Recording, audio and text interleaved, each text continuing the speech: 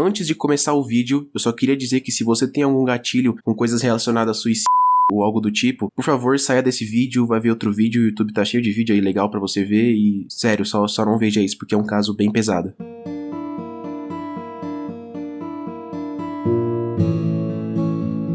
Acho que estou ficando deprimido novamente. É uma condição sobre a qual você não pode falar sobre, porque você não consegue nem pensar direito. É apenas uma enorme raiva, frustração e tristeza, porque você não consegue descobrir o que aconteceu nessa fração de segundo em que você ficou 200 anos mais velho.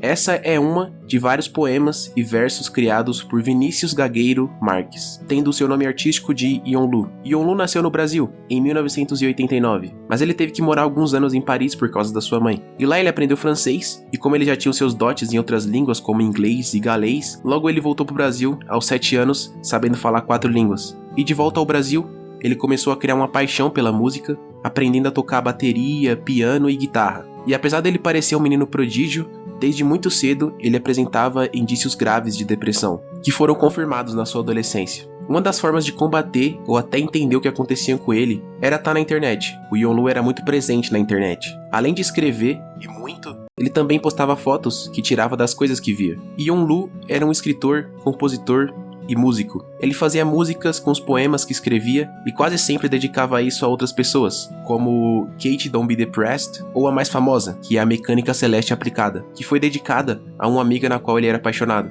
Mas o Yonlu sentia um vazio enorme. Ele odiava ter que encarar o mundo do jeito que era, e tudo ia se desgastando. Ele tinha muita dificuldade de socializar e se sentia pressionado em ambientes com muita gente. De acordo com ele mesmo, ele era incapaz de conversar com as pessoas normalmente. Por isso que ele sempre estava na internet, porque era mais fácil de ter uma socialização ali. Suas músicas eram meio que um refúgio, onde ele conseguia se expressar e mostrar o seu ponto de vista, do que ele sente da vida no geral. Mas mesmo com a música, os seus problemas não sumiam. E no final de julho de 2006, quando ele tinha apenas 16 anos, Yonlu inventou para os seus pais que ia fazer um churrasco com seus amigos e que a garota que ele gostava iria estar lá e ele queria privacidade com ela. Isso tudo foi para fazer com que os pais dele estejam fora de casa. E em 26 de julho de 2006, Yonlu começou o seu plano de cometer suicídio.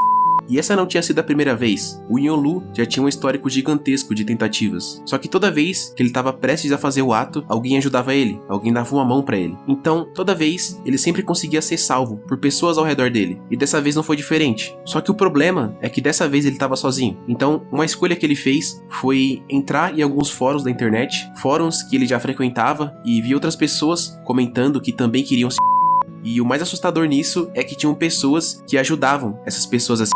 E foi isso que o Yonlu fez. Ele foi pedir ajuda de como fazer isso. E infelizmente, pessoas ajudaram ele a fazer todo o processo. E com isso, ele se foi no final da tarde desse dia. Uma amiga dele, que mora no Canadá, percebeu a situação e ligou para a polícia do Canadá, dizendo que um amigo brasileiro estava tentando se matar. A polícia canadense logo ligou para a polícia brasileira. E 15 minutos depois, foram acionadas as viaturas para a casa de Yonlu. Porém, quando eles chegaram lá, já era tarde demais. Eles até tentaram reanimar o menino, mas sem sucesso. Yonlu deixou 60 músicas gravadas em um CD que foi achado pelos seus pais, além de todos os seus textos e fotos que formam toda a lembrança que foi o Vinícius. E antes de tudo, eu só queria me desculpar por mostrar esse caso tão pesado, mas esse foi um caso que mexeu muito comigo. Eu me identifiquei com muitos sentimentos passados por ele e isso me deixou um pouco assustado. Eu confesso que eu não fiquei bem quando eu li alguns dos textos dele, por isso eu prefiro não mostrar aqui, porque talvez outra pessoa se sinta mal também e eu não quero isso. Mas o que eu acho que o Yonlu representa é aquilo que sentimos atualmente. É muito fácil achar desabafos na internet.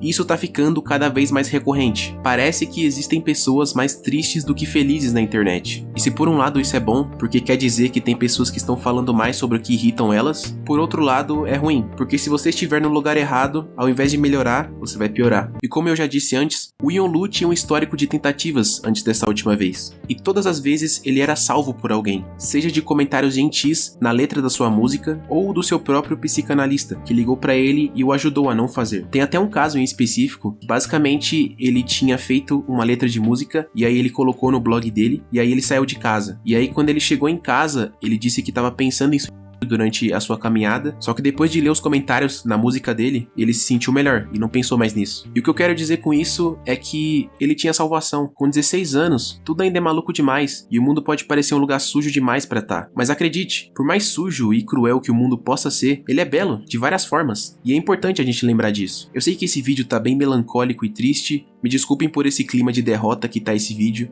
mas eu fiquei bem tocado com tudo que vi sobre esse caso e me senti mal com algumas coisas. E talvez eu só esteja deixando isso transparecer nesse vídeo. Mas já que eu comecei esse vídeo de uma maneira triste, eu quero agora terminar ele de uma maneira feliz. Nada mais justo. Eu ando me sentindo muito inseguro sobre o que eu faço. Parece que o velho problema que tinha antigamente de perfeccionismo voltou e agora ele tá pior. É só eu escrever ou fazer alguma coisa e logo já me vem um pensamento de isso tá horrível, apaga. E eu acabo apagando o que eu fiz. E juntamente com isso, eu apago toda a minha animação e motivação pra fazer alguma coisa. E eu passo o resto do dia deitado, me sentindo culpado por algo que eu nem fiz. Ou melhor, que eu deveria fazer. Mas do mesmo jeito que eu fiz antes, eu comecei a tentar entender de onde estava vindo esse problema. E eu já tinha uma pista, porque isso já aconteceu antes, e quando isso aconteceu lá atrás, eu superei esse problema quando eu entendi que eu precisava aprender uma lição. Então eu pensei que agora não fosse diferente. E era exatamente isso. Eu me lembro até do momento que eu tive esse insight. Eu tava quase dormindo, e quando de repente, bum, parece que tudo começou a fazer sentido. E o que eu entendi, passando essas 2 semanas apenas deitado e sem motivação alguma, com medo da qualidade do que eu poderia criar, o que eu entendi passando por isso foi que não importa. E daí que eu falei errado aqui, e daí que as coisas não ficaram como deveriam, e daí do que eu tenho tanto medo. Medo esse que chega a ponto de me paralisar diante de um possível fracasso. Mas a real é que não existe uma resposta. Então, não importa. O mundo tá cheio de pessoas que são bem-sucedidas, famosas, talentosas. Isso não tá em falta. O que tá em falta é gente que se sente bem com o que fez, se sente bem com o que é. E quando você se abraça e se permite errar, tudo fica mais fácil e o mundo que parecia cinza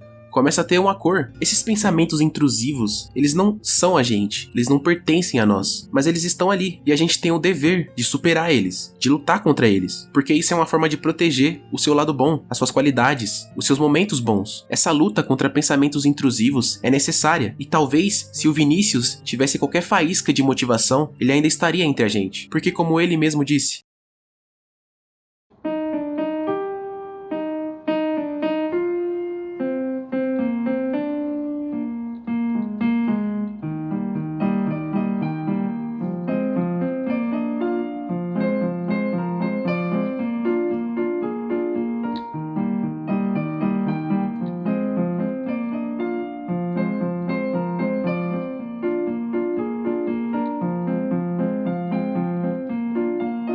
eu acredito que a cadência e a harmonia certa, no momento certo, podem despertar qualquer sentimento, inclusive o da felicidade, nos momentos mais sombrios.